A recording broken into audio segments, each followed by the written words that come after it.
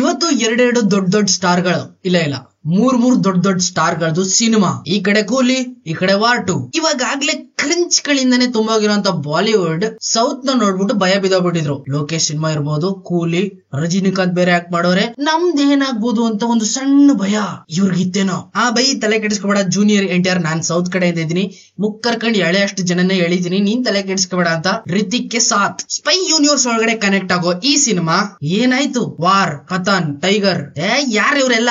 War first cinema ಒಂದ್ ಬಿಟ್ರೆ ಮಿಕ್ಕಿದ್ದೆಲ್ಲ ಟುಸ್ ಪಟಾಕಿ. ಇನ್ನೀಗ ಬಂದಿರುವಂತ ವಾರ್ 2 ಏನಿದು? ಈ ಸಿನಿಮಾನ ಡೈರೆಕ್ಟ್ ಮಾಡಿರೋದು ಅಯಾನ್ ಮುಖರ್ಜಿ. ಬ್ರಹ್ಮಾಸ್ತ್ರ ಅಂತ ಸಿನಿಮಾ ಮಾಡಿದ್ದಾರೆ ಬಾಲಿವುಡ್ ಅಲ್ಲೇನೆ. ಆ ಸಿನಿಮಾದಲ್ಲಿ ಯೂಸ್ ಮಾಡಿರೋಂತ VFX ಅದೇ ಟೀಮ್ ಜೊತೆ ಇಲ್ಲೂ ವರ್ಕ್ ಮಾಡಿದ್ರೆ ಇನ್ನೂ ಬೆಟರ್ ಆಗ್ತಿತ್ತೇನೋ. ಚಿಕ್ಕ ಮಕ್ಕಳು ಕೈನ್ ಮಾಸ್ಟರ್ ನ ಯೂಸ್ ಮಾಡ್ಕೊಂಡು ಯಾವ ರೀತಿ ಗ್ರೀನ್ ಸ್ಕ್ರೀನ್ ನ ರಿಮೂವ್ ಮಾಡ್ತಾರೋ ಆ ರೀತಿ ಮಾಡ್ದಂಗಿತ್ತು VFX.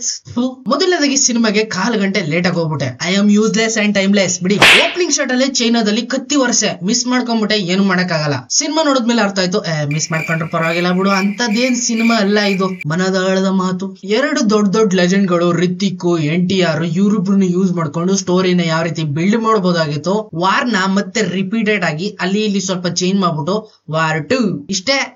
ಇದನ್ನ ನೋಡಕ್ ನಾವ್ ಇಷ್ಟೊಂದು ಮುಕ್ಕರಿದ್ವಾ ಅಂತ ತಲೆ ಕೆಟ್ಟೋಗಿತ್ತು ನಂಗೆ. ಇನ್ನು ಪರ್ಫಾರ್ಮೆನ್ಸ್ ವೈಸ್ ನೋಡೋದಾದ್ರೆ ರಿತಿಕ್ ಅವರು ಇಲ್ಲಿ ಅವರ ಬೆಸ್ಟ್ ಆಫ್ ದ ಬೆಸ್ಟ್ ನ ಎಲ್ಲಾ ಕಡೆ ಡೆಲಿವರಿ ಮಾಡಿದ್ದಾರೆ. ಆದ್ರೆ NTR ಯಾಕೋ ಸ್ವಲ್ಪ ಸ್ವರ್ಗೋದಂಗ್ ಕಾಣ್ತಿದ್ರು, ಮುಖ ಎಲ್ಲ ಒಳಕ್ ಹೋಗ್ಬಿಟ್ಟು ಒಂಚೂರು ವಿಚಿತ್ರವಾಗಿ ಕಾಣಿಸ್ತಿದ್ರಪ್ಪ. ಹಂಗೆ ಅವ್ರ ಆಕ್ಟಿಂಗ್ ಕೂಡ ವಿಚಿತ್ರವಾಗಿತ್ತು. ಹಿಂದೆ ಬಂದಿರೋ ಸಿನಿಮಾಗಳಲ್ಲಿ ಎಷ್ಟು ನ್ಯಾಚುರಲ್ ಆಗಿ ಆಕ್ಟ್ ಮಾಡಿದ್ದಾರೆ, ಬಟ್ ಇಲ್ಲಿ ಏನೋ ಆರ್ಟಿಫಿಷಿಯಲ್ ತರ ಆಕ್ಟ್ ಮಾಡಿದಾರಪ್ಪ.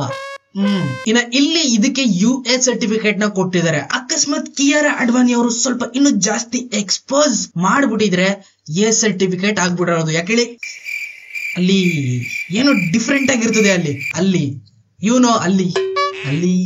ವಾರ್ ಫಸ್ಟ್ ಪಾರ್ಟ್ ಅಲ್ಲಿ ಒಂದು ಮಿಷಿನ್ ಅಂಟ್ ಮಾಡೋದಕ್ಕೆ ಕಬೀರ್ ಯಾವ ರೀತಿ ವಿಲ್ಲನ್ ಆಗ್ತಾನೋ ಅದೇ ರೀತಿ ಇಲ್ಲೂ ಕೂಡ ಒಂದು ಮಿಷಿನ್ ಅಂಟ್ ಮಾಡೋದಕ್ಕೆ, ತುಂಬಾನೇ ಡೇಂಜರಸ್ ಆಗಿರೋ ಮಿಷಿನ್ ಅಂಟ್ ಮಾಡೋದಕ್ಕೆ ಕಬೀರ್ ಸೂಪರ್ ವಿಲನ್ ಆಗೋಯ್ತಾನೆ. ಪಾರ್ಟ್ 1 ಅಲ್ಲಿ ಕಬೀರ್ ನ ಯಾವ ರೀತಿ ಬ್ರೇಕ್ ಡೌನ್ ಮಾಡೋದಕ್ಕೆ ಟೈಗರ್ ಶರೀಫ್ ಅವರು ಎಂಟ್ರಿ ಕೊಟ್ಟಿದ್ರು, ಇಲ್ಲೂ ಕೂಡ ಕಬೀರ್ ನ ಬ್ರೇಕ್ ಡೌನ್ ಮಾಡೋದಕ್ಕಿಂತ NTR ಅವರು ಎಂಟ್ರಿ ಕೊಡ್ತಾರೆ. ಆಲ್ಮೋಸ್ಟ್ ಹಾರ್ಟ್ ಅಟ್ಯಾಕ್ ಆಗ್ಬಿಡೋದು ಇವ್ರು ಮಾಡಿರೋಂತ ಆಕ್ಷನ್ ಸೀಕ್ವೆನ್ಸ್ ಗಳನ್ನ ನೋಡಿ. ಪ್ಲೇನ್ ಅಲ್ಲಿ, ವಾಟರ್ ಅಲ್ಲಿ, ಐಸ್ ಅಲ್ಲಿ VFX ನ ಎಷ್ಟೊಂದು ಕಚ್ಚಡವಾಗಿ ಮಾಡಿದಾರೆ ಅಂದ್ರೆ, ಇದು ನನಗೆ ಇಲ್ಲಿ ಇಷ್ಟ ಆಯ್ತಲ್ಲ, ನನ್ ಕಾಸು ನಂಗೆ ಕೊಟ್ಬಿಡು ಅಷ್ಟೇ. ಥಿಯೇಟರ್ ಓನರ್ ಗೆ ವಾರ್ನಿಂಗ್ ಕೊಡಕ್ಕಾಗಲ್ಲ, ಮುಚ್ಕೊಂಡ್ ಬಂದು. Ritik Roshan double acting, NTR double acting, 4 ಜನ ಇದಾರೆ ಇಲ್ಲಿ. ಇವ್ರ ಫ್ಯೂಚರ್ ನ ಕವರ್ ಮಾಡೋದ್ರ ಜೊತೆಗೆ ಪಾಸ್ಟ್ ನು ಕೂಡ ಪ್ಯಾಚ್ ಅಪ್ ಮಾಡಿದ್ದಾರೆ. ಸ್ವಲ್ಪ ಲೆಂತಿಯಾಗಿ ರಬ್ಬರ್ ತರ ಎಳೆದು ಪ್ಯಾಚ್ ಅಪ್ ಮಾಡ್ಬಿಟ್ಟವ್ರೆ. ಕೊನೆ ಕ್ಲೈಮ್ಯಾಕ್ಸ್ ಅಲ್ಲಿ ಹೀರೋ ಯಾರು, ವಿಲ್ಲನ್ ಯಾರು, ಇವ್ರವ್ರೆ ಯಾಕಿಂಗ್ ನಾಯಿಗಳ ತರ ಕಚ್ಚಾಡ್ತಾವ್ರೆ. ಟೆನ್ಷನ್.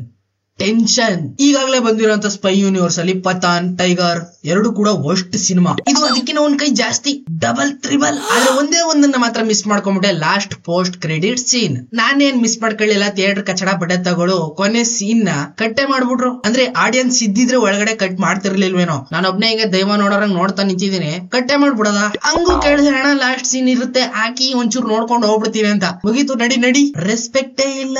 ಆದ್ರೂ ಸ್ವಲ್ಪ ಕಾಣಿಸ್ತು. ಯಾರೋ ಒಬ್ಬ ವ್ಯಕ್ತಿ ಇನ್ನೊಬ್ಬನಿಗೆ ಟ್ಯಾಟೋ ಆಗ್ತಾ ಇರ್ತಾನೆ, ಅಷ್ಟನ್ ಮಾತ್ರ ನೋಡ್ದೆ. ಮುಂದಕ್ಕೆ ಏನಾಯ್ತು ಅಂತ ನೀವ್ ಯಾರಾದ್ರೂ ನೋಡಿದ್ರೆ comment in the blouse. Blouse. ನನ್ಗಂತೂ ಈ ಸಿನಿಮಾ ಪರವಾಗಿಲ್ಲ, ಓಕೆ, ಒನ್ ಟೈಮ್ ಏನೋ ಮಜಾ ಮಾಡ್ಕೊಂಡ್ ಬರ್ಬೋದು. ಆ ಲೆವೆಲ್ ಅಲ್ಲಿ ಸ್ಟೋರಿ ಮೇಲೆ ಏನೋ ಎಕ್ಸ್ಪೆಕ್ಟ್ ಮಾಡ್ದೇನೆ ಸುಮ್ನೆ ರಿತಿಕ್ ನೋಡ್ಕೊಂಡು ಅವ್ರ ಬಾಡಿ ಗಿಡಿ ನೋಡ್ಕೊಂಡು 6 ಪ್ಯಾಕ್ ನೋಡ್ಕೊಂಡು ಮಜಾ ಗಿಜಾ ಮಾಡ್ಕೊಬರ ಅಂತ 6 pack girls. Greek god versus south god, ಇಂತ 2 ಮಾಸ್ ಆಗಿರುವಂತ ಹೀರೋಗಳನ್ನ ಯೂಸ್ ಮಾಡ್ಕೊಂಡು ಒಂದೊಳ್ಳೆ ಸ್ಟೋರಿ ಮಾಡಿದಿದ್ರೆ ಬಾಕ್ಸ್ ಆಫೀಸ್ ಅಲ್ಲಿ ಚಿಂದಿ ಚಿತ್ರಾನ್ನ ಆಗ್ಬಿಟ್ಟಿರೋದು. Better luck next time. ಏನು ಮಾಡಕ್ಕಾಗಲ್ಲ Ayan Mukerji, you are bad luck. Next ಏನಾದ್ರೂ ವಾರ್ 3 ಬಂದ್ರೆ ಜೂನಿಯರ್ NTR ನೆಕ್ಸ್ಟ್ ಏನಾಗ್ಬೋದು?